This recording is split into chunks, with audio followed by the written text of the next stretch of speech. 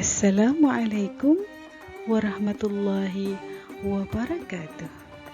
Hai murid-murid, bertemu lagi dengan Ustazah Mia, guru pendidikan Islam anda. Pada kali ini, kita akan belajar mengenai tadabbur surah Al-Ikhlas. Jom sama-sama kita belajar pada hari ini. Murid-murid, sebab turunnya surah Al-Ikhlas ini ada diriwayatkan oleh Imam At-Tirmizi, Al-Hakim dan Ibnu Khuzaimah. Kisahnya, pada suatu hari datang beberapa orang Yahudi bertemu dengan Rasulullah sallallahu alaihi wasallam dan mereka bertanya kepada Rasulullah, "Wahai Muhammad, gambarkan kepada kami tentang Tuhanmu." Lalu turunlah wahyu berupa surah Al-Ikhlas kepada Nabi Muhammad sebagai jawapan kepada soalan Yahudi tadi. Murid-murid, kaum Yahudi itu ingin tahu bagaimanakah bentuk rupa Tuhan yang disembah oleh Nabi Muhammad. Maka Nabi pun menjawab dengan membaca surah Al-Ikhlas tadi. Jadi, apakah yang terkandung di dalam surah Al-Ikhlas? Jom sama-sama kita menghayati isi kandungan surah Al-Ikhlas. Ya murid-murid, surah Al-Ikhlas ini yang pertamanya ia adalah surah yang ke-112 di dalam Al-Quran. Kemudian surah Al-Ikhlas ini mengandungi 4 ayat. Surah Al-Ikhlas ini diturunkan di Mekah dan ia juga dipanggil sebagai surah Makkiyah.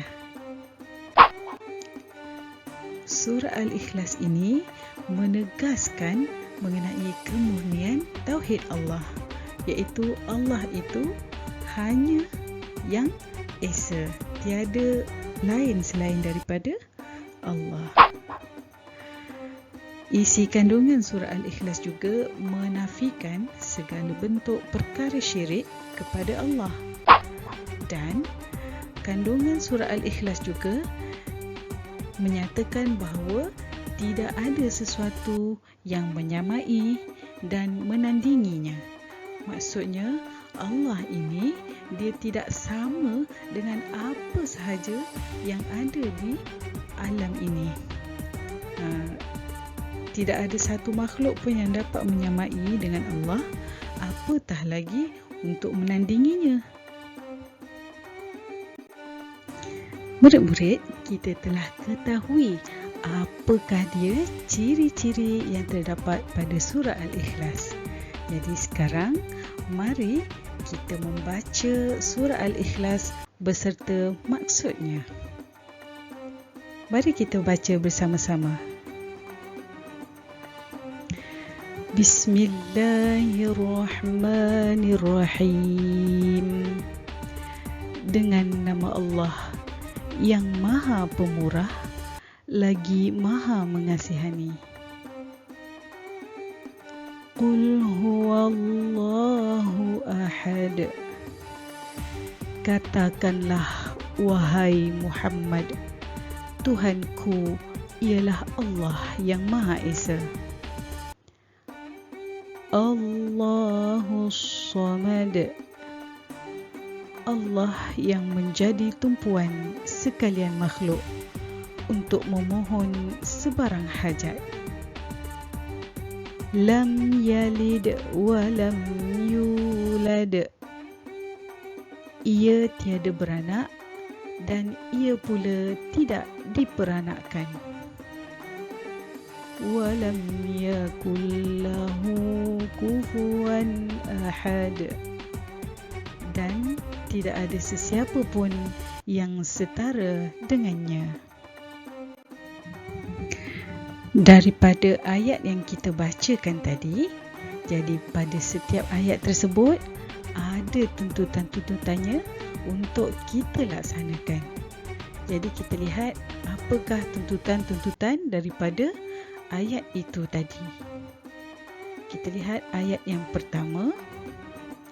Qul huwallahu ahad.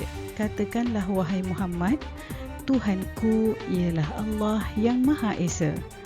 Apa yang kita dituntut untuk buat daripada ayat yang pertama ini? Yang pertama sekali, kita perlu meyakini bahawa Allah itu adalah yang Maha Esa. Tiada Tuhan yang layak untuk kita sembah melainkan Allah. Yang kedua, kita perlulah sentiasa ikhlas di dalam ibadah. Sebab kita ni sembah Allah, jadi kita mesti ada rasa ikhlas. Dan yang ketiga, kita perlu banyak menyebut kalimah La ilaha illallah, nak menyatakan ketauhidan Allah. Dalam kalimah La ilaha illallah, tiada Tuhan selain Allah. Jadi kita perlu sebut, hari-hari kita kena sebut lafaz ini, La ilaha illallah, untuk menyatakan ketauhidan kita hanya kepada Allah. Kita hanya percaya Tuhan hanya yang Maha Esa, iaitu Allah. Okey, kemudian kita lihat ayat yang kedua. Allahus Samad. Allah yang menjadi tumpuan sekalian makhluk untuk memohon sebarang hajat. Apa pula yang kita kena buat daripada ayat ini? Yang pertama sekali, kita perlu memohon pertolongan hanya kepada Allah. Ya murid-murid, kita nak minta tolong, kita dalam kesusahan, kita perlukan apa-apa bantuan, kita hanya memohon kepada Allah. Kita jangan pergi cari tok bomoh, jangan cari dukun.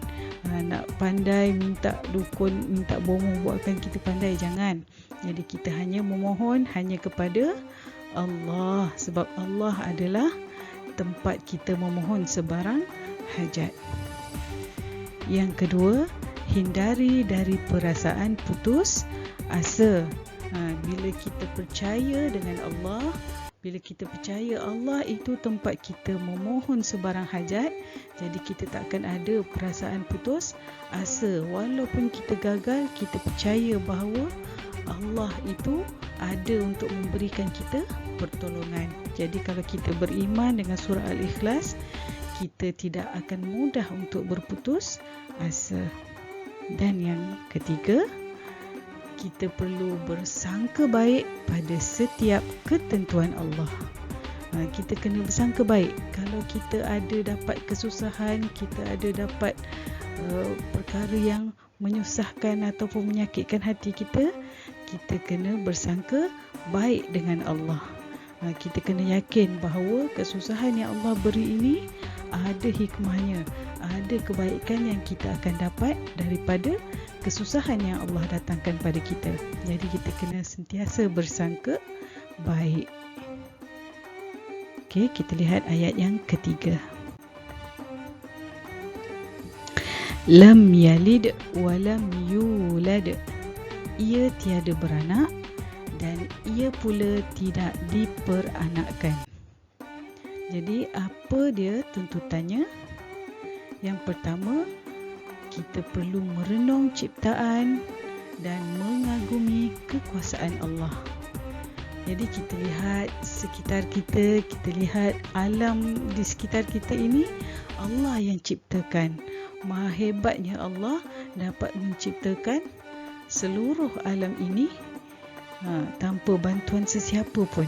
Hanya Allah sahaja yang mencipta dan mengurus alam ini dengan sebaik-baiknya. Dan yang kedua, Allah tidak perlu kepada pasangan dan keturunan. Jadi daripada ayat ini kita perlu yakin Allah ini hanya Esa. Dia tidak ada anak, dia pun tidak diberanakkan, dan dia tidak ada pasangan, dia tidak ada suami, tidak ada isteri, tidak ada anak. Jadi Allah ini hanya setunggal. Dia tidak memerlukan pasangan pun untuk mentadbir alam ini. Okey, dan ayat yang keempat, walam yakul lahu kufuwan ahad, dan tidak ada sesiapa pun yang setara dengannya. Apakah tuntutan daripada ayat ini? Yang pertama, kita perlu yakin Allah itu memiliki sifat kesempurnaan. Kita sebagai makhluk, kita sebagai hamba Allah, tidak ada seorang pun yang sempurna. Tidak ada satu pun yang sempurna, melainkan Allah. Yang maha sempurna itu hanya Allah. Sebab itu tidak ada sesiapa pun yang dapat menandingi kekuasaan Allah. Tak ada sesiapa yang setara pun dengan Allah, apatah lagi nak lawan kekuasaan Allah tu. Okey, yang kedua, kita perlu bersyukur dengan nikmat kurniaan Allah. Apa yang Allah beri pada kita, apa yang kita ada pada hari ini, kita wajib untuk syukuri, bersyukur. Okey, dan yang ketiga, menginsafi kelemahan diri. Okey, sebagaimana yang saya dah sebut tadi, kita ni sebagai makhluk, kita sebagai hamba Allah tidak sempurna. Kita ada kekurangan, kita ada kelemahan. Jadi kita jangan sombong sebagai manusia. Kita kena menginsafi diri kita. Kalau kita rasa kita ni hebat, ada orang yang lebih hebat lagi daripada kita. Sebab kita ni tak sempurna. Kita lebih dekat sini, kita kurang dekat situ. Sebab itu kita saling memerlukan antara satu sama lain. Dan yang paling sempurna Allah. Sebab itu kita kena meminta hanya kepada Allah. Baik murid-murid, itulah dia segala tuntutan daripada 4 ayat di dalam surah Al-Ikhlas. Dan seterusnya murid-murid, kita lihat pula kepentingan surah Al-Ikhlas. Apa pentingnya surah Al-Ikhlas ni? Istimewa ke surah Al-Ikhlas ni? Jadi kita lihat apakah kepentingan surah Al-Ikhlas ini. Okey, yang pertama, surah Al-Ikhlas ini dapat menguatkan keyakinan kita terhadap keesaan Allah. Dalam surah Al-Ikhlas ni, dia dah menyatakan apa yang kita perlu tahu tentang keesaan Allah. Allah itu Maha Esa, tempat minta segala hajat. Kita nak minta apa-apa dengan dia, hanya pada Allah. Kita percaya bahawa Allah itu satu, tidak diberanakkan, tidak ada pasangan. Jadi daripada surah Al-Ikhlas, kita yakin bahawa Allah itu Esa. Seterusnya, surah Al-Ikhlas ini dapat menghindarkan diri daripada perbuatan syirik. Bila kita dah beriman dengan surah Al-Ikhlas ini, maka kita akan menjauhi perbuatan syirik. Kita tidak akan menyembah selain daripada Allah. Seterusnya, dengan surah Al-Ikhlas ini, kita akan sentiasa berdoa kepada Allah. Sebab kita hanya boleh meminta pada Allah saja kan. Jadi kita akan sentiasa berdoa kepada Allah. Dan seterusnya, surah Al-Ikhlas ini, satu kali bacaan surah Al-Ikhlas menyamai 1/3 Al-Quran.